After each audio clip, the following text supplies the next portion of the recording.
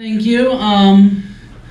This was a piece that I wrote in grad school when I was in the Masters of Arts and Writing Studies at St. Joseph's University a few years back.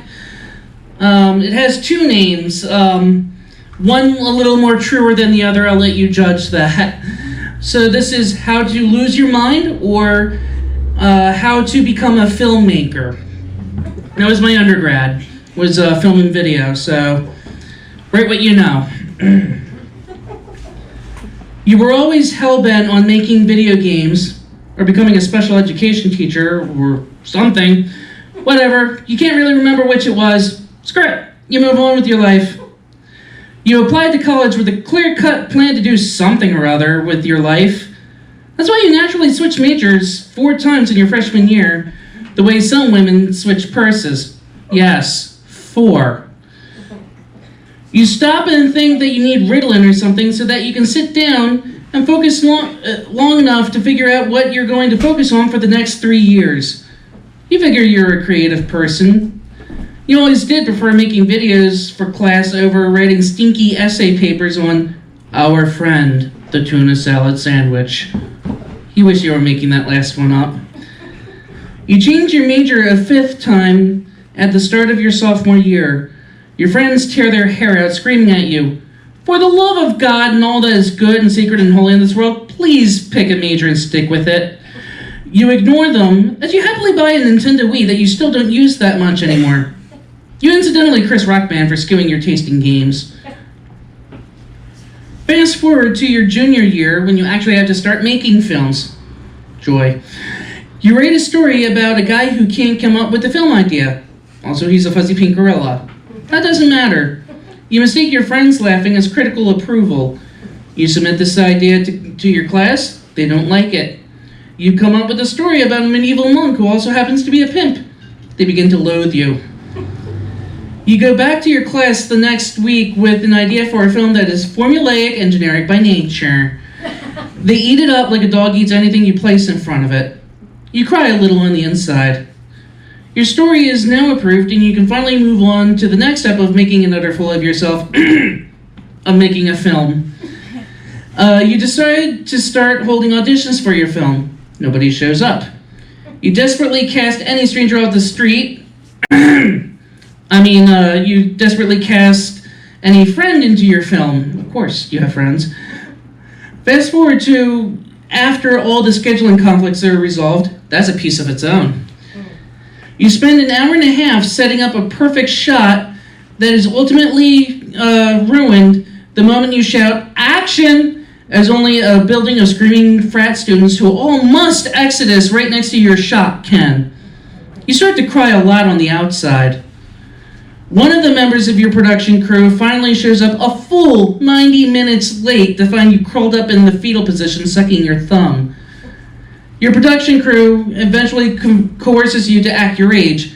You're not even sure if you're a 21-year-old or if you're 4 4-year-olds and a 5-year-old in the same adult body. You have issues with yourself. You accepted it years ago. Again, you move on with your life. You skip over the part of the story where you got the footage of the 12-second scene you just tore your hair out for, what's 90 minutes times 60 seconds per minute. You pull out your phone's calculator for this distraction question. Wow, you feel like a pathetic jerk because you just calculated that you spent 5,400 seconds acting like a small child 1/5 your age. You cry a little more on the inside. Your production crew begins to wonder about your sanity. 2 days later, you film inside the same building that was once filled by sardines, frat students. It was much quieter in there before you showed up. I just want you to know that when I'm clearing my throat, that's the part that's scratched out. Frat students. It was much quieter in there before you showed up. Between takes, your lead actor starts doing the worm for some reason. You are so mesmerized by the jiggliness of your actor's body, you don't immediately notice him smacking his face on the floor. You now have a bloody lead actor with a concussion. You start banging your head on the walls, hoping you start getting one too. Your lead actor insists upon going through with filming that day despite his bruised noggin. You suddenly think of noodles and want some Chinese. Your crew already ordered the pizza. You cry some more on the inside. It's time to film outside. You see a guitar-playing dude on the lawn. You go over and dance to the music for a moment. He stops playing and glares at you until you stop dancing and awkwardly walk back to the gazebo where your crew is filming. You mentioned that guitar-playing dude is no longer an issue, but by doing so, you ruin one of the most beautiful scenes in the whole ordeal, rendering the whole thing unusable. You put on your dunce cap and sit quietly in the corner of the gazebo just out of frame. Your actors finally learn to memorize more than a single line at a time. Hallelujah! You roll the camera for the umpteenth time on this shot, and halfway through, the memory card you were recording onto runs out of space. You begin inventing new words in the English language, some of which your crew finds disturbing. Your crew begins to wonder if you really did give yourself a concussion that day in the student lounge. You need a timeout after all that screaming, so you go back to the student lounge for a free soda. The entire soda fountain is out of order, except for the one soda on the fountain that you really detest. You return to your film crew, grumbling as you nurse your yucky beverage. You briefly mutter something about West Virginia as you trip over the tripod. Your co-director catches the tripod. Whew. You take another step and fall down a flight of concrete stairs. You cry as you lie bleeding at the bottom. You take another sip of your awful soda. Now you've broken your pride. Good news for your body, as that was the only thing broken in the fall. You feel a slight headache. Whatever. Your advisor says you have to start editing your film next week. And we're going to skip over the part where he has to keep reshooting the scenes, and then he's editing and makes a bunch of typos. And there's a thing in film editing called rendering, which is basically nap time while your computer's working without you. So I'm just going to fast forward a little bit. Okay. You watch through it to make sure you don't have any visible mistakes in the film. At the very end, you notice that you misspelled your own name in the end credits.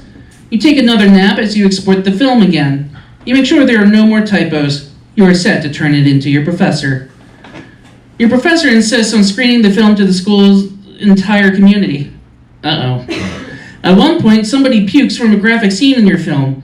You start to suspect what others have long known without a doubt. You are disturbed, little man. Nevertheless, you receive full credit for the pile of poo. Masterpiece, of course. You decide to show the film to your family. They shun you for 2 days. Somebody finally suggests to you that you may need psychological help. Boy, oh, do you. You're not entirely opposed to the idea, although you certainly don't like the sound of it. You go to therapy. Here's where it starts getting a little weird. You go to therapy. You tell your therapist about your painkiller drug addiction. She immediately sends you to rehab. You exit rehab and mention your film to your therapist. She seems interested in seeing your coming-of-age tale about a 3-year-old toddler who likes to eat worms and drink paste as if it were water. You somehow lead her to believe it was just a home movie of you as a child. You show the film to your therapist. She immediately sends you back to rehab. You contemplate the poor life decisions that have led you down this path of insanity. You stopped caring a few pages ago. You almost consider switching to writing books for a living after graduation, but you consider it a cop-out. That line did not go over well with my classmates. 3 months later, you become a cop-out in grad school. Your new classmates quickly find you as loathsome as your former classmates did. You quit grad school because nobody understands what goes on inside your head. You decide to screw it all. You go bowling.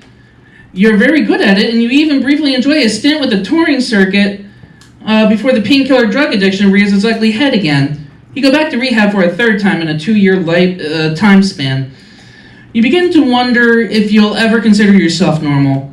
Who cares? You figure it's such a subjective word anyway. Normal implies sanity, health, and focus.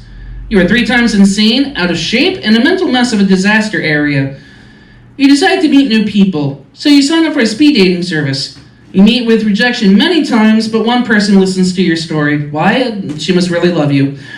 She asks you what you do. You tell her you're an indie filmmaker.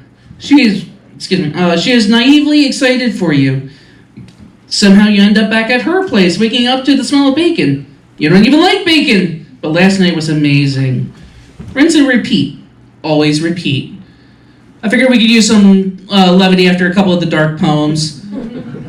So, I do work here at the New Avenue Cafe in the mornings. Please stop by. Jim, please don't fire me. Bye.